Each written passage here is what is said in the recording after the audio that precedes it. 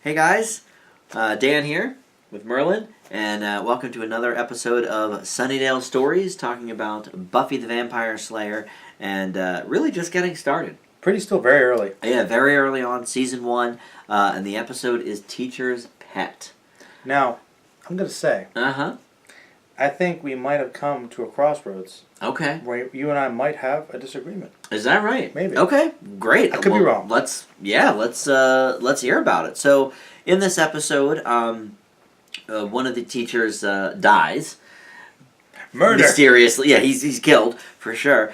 So a new teacher, comes into the mix. This is a biology teacher, some sort of science. I think it's biology. Teaching them about bugs. But she's teaching them about bugs, essentially, because she herself is a bug. Bug creature. And a bug lady, and she wants to feast on some virgins. And kind of mate and then kill. That's correct. As we learn, that's what bugs do. So this is what she's doing, and we learn a lot about Xander in this episode And what he's into. what he doesn't want to be into. We learn, that he's a virgin, which plays Later in the show. To be honest, Yeah. we find out that how much he's crushing on Buffy. Mm-hmm. It opens with a dream sequence where he saves the day. And then, I guess we don't really find out too much more about any of the other characters. It's mostly a Xander episode. Yeah, we learn the most about Xander, which is great, because so far we haven't learned much. I always liked Xander, actually. And I always have liked him as well. I know, I've heard some people say that, of all the characters early on, he's, the most unlikable because of the whole crushing on Buffy thing. Mm-hmm. But if he's a teenage boy, I don't kind of insecure, I can understand. And he's got the I quips. see that as well written. I don't see that as unlikable. And I think if there is the most realistic, kind of representation of Joss probably being the male, right, it's probably there. I would agree. I tend to think Joss himself is sort of a cross between Xander and Giles. Probably. I think he's got that older sensibility, but I think in high school he was definitely a Xander. Big time geek, all the quips. Yeah. Yep. So so as usual with Buffy, loaded with pop culture references. So many. From everybody, and we see some of our favorites pop up again. Cordelia, not in this one too much, but I think she rears her head a little bit as usual. But yeah. So I don't know. So what are your thoughts? I'm curious now that you say we might have a crossroads here. Well, I don't know what you think about it. Okay. The thing that's different about this episode, unlike any episode really, I believe in this season, well, most, not all, but most episodes in this season, and really most in the entire show, Buffy is kind of more based in the metaphysical, the magical realm. This is a science fiction horror episode. That's true. There isn't really a mystical reason for this. Mm-hmm. It's just mutant bug woman. Okay. No real explanation. I guess it doesn't really fit with the mythos of the world. Okay. Which I can understand. Maybe it literally is a B movie, and the final monster seems like this paper mache thing out of Doctor Who. Yes, it does. It does. But that's why I like it. I think that this is kind of a love letter to those sci-fi B movies, and I think for what it is, it's kind of creepy. It's a scary concept. Yeah. The murder mystery. I like it. I know a lot of people hate this one. Do they really? I've heard some people really don't like it because of those reasons. Okay. But I like it. It's one of the few sci-fi-ish ones in the whole show. Well, I'll be honest. I think that some of the more memorable episodes of Buffy, for me, are episodes like this because it's not just dealing with vampires or the lore. Or the demons. Or the demons. Like, one of my other favorites, and I think it does come up in Season 1, if not very early Season 2, but it is The Invisible Girl. You know what? It's one of my favorite episodes. It's not really magical per se. But it's like you're saying, it sort of isn't with the direct mythos, lore, or in the lore, or in really the genre, kind of. Right, but it's kind of cool though. And then you have another one of my favorites is the 1950s prom one, which also is, I don't think it's Season 1, but it's early. It's probably Season 2. Mm-hmm. And there's another one. So I think these are actually some of the best episodes of Buffy because they're so different from everything else. Now, once we get into the Spike stuff and the love with Angel and all of that stuff, obviously that's a whole different ball of wax. Precedence. Most of those episodes are great because they're plot building and character building and everything.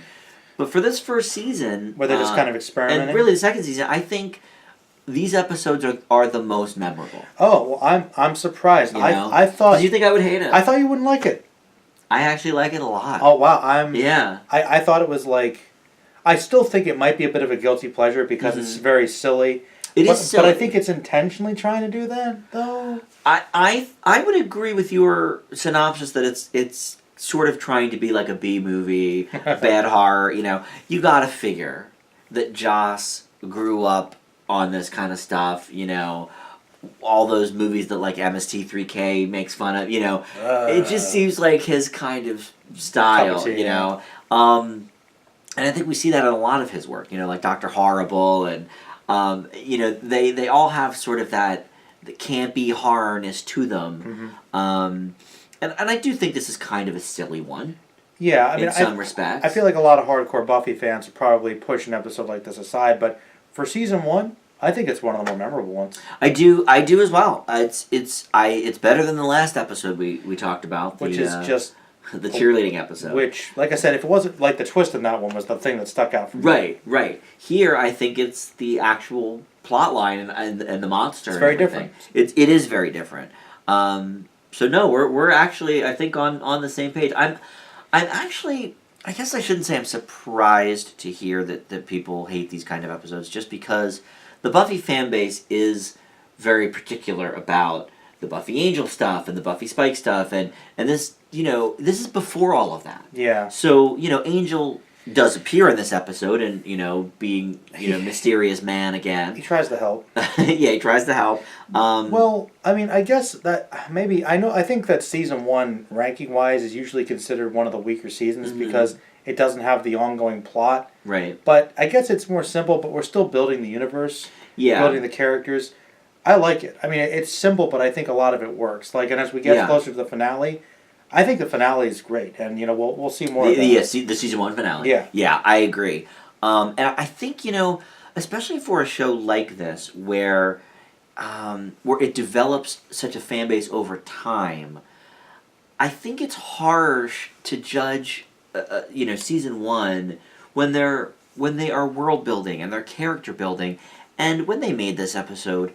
You know, it was on the WB, you know, a network that almost nobody watched. Mid-season. You know, it was mid-season replacement. They had no idea they were writing that it was they were writing, you know, what was going to be a legendary television show. Yeah. So it's not really like let's take The Sopranos. You know, another episode or another show that we did, you know, episode reviews of. You know, look, that came out of the gate swinging. Because it was for HBO, you know, a big network, it had, you know, a big build-up to it and everything. This is kind of like the little show that could. And so I think they were trying a lot of things in season 1, you know, seeing what worked, seeing what didn't. You know, for us, I guess this did work. Yeah. But I could see, I suppose, how, you know, the hardcore Buffy fans maybe don't like it because it doesn't fit with a lot of what the series is best known for. And you're right, it is a genre-bending episode. But, I don't know, I don't think that's a problem. Okay, well, you know? I'm honestly surprised. I thought you might not have liked this one. I do. I enjoyed this one because it was totally up my alley, and it wouldn't be something I was expecting from Buffy when I started watching. That is true. It's like, oh, like she fights weird monster mutant creatures. Yeah, cool. Because the show was never billed like that. You're right. It's not what you would think of when you Buffy, hear Buffy, the Vampire Slayer. You don't hear Bug Woman. Though really, it's funny as it goes on. She fights vampires less and less, and actually, that's you true. know, so they become kind of second fiddle as it goes on. But they do a lot of this sort of thing, like especially, I guess, like when Willow starts getting her witch powers, and you know, some of the characters do delve off into different directions. Areas. Yeah. But anyway, for what this is, I really like it. It's an A- for me. A-? Well, I won't go that high. I think it's still kind of silly. I give it a B+. It is silly. It's silly. It is. I do think it kind of doesn't know what it wants to be some of the time. Okay. But I still find it very enjoyable. Mm-hmm. I can't say I really disliked it at all. Okay. I think it's a very fun episode. And this is really, like we said, the first episode where they explore Xander's character. Very important. And it is important because I think in most of the first season, he sort of gets like the short, end of the straw because we're so busy focusing and building Buffy, Giles, and to a lesser extent Willow. Well, he'll get more, I think, as the end of the season goes, and I know that with season 2, as Angel becomes more prominent, Xander it goes to a whole nother level. Exactly. Yeah. But this is the only episode I can really think of that is very, very Xander heavy in the first season. Yeah. Maybe I'm wrong on that as we go on. Maybe there'll be another one. I think he gets one or two more, but I know he becomes a little more prominent. Yeah. They all try to be. I think Willow gets one early on that's pretty memorable. Yeah, she definitely. I think she might get 2 in season 1. Because I remember, if I'm not mistaken, it's the early internet stalker. That's thing, right. The stalker demon thing. Yeah. That's a pretty good one. I forgot about that. Dated, but compelling enough. Yeah. Good points. I would agree with that. All right, well, that's going to do it. You can check out the Sunnydale stories every weekend here on the Dan Reviews It channel, and then the X-Files going up on Mondays for Mulder Monday. And check out all the other great reviews we have for movies and TV shows here on the channel. And, of course, Merlin's own channel. Tons of stuff there. Always digging into new things, Trying. For a second, I thought you said Tron, and I was like, well, you do love Tron. I actually like Tron Legacy. I don't really That's like. right. I don't like the original that That's much. right. I'm sorry. I find it boring. I know I'm not alone. It's talk about dated. It was cool for the God, time. talk about a dated thing. Tron Legacy, Yeah. maybe not the best movie ever, but hey, the effects, great. There you go. But yes, always stuff on the Merlin channel as well, so check those out. And we'll see you back here next time. Thanks for watching. Bye. Bye-bye.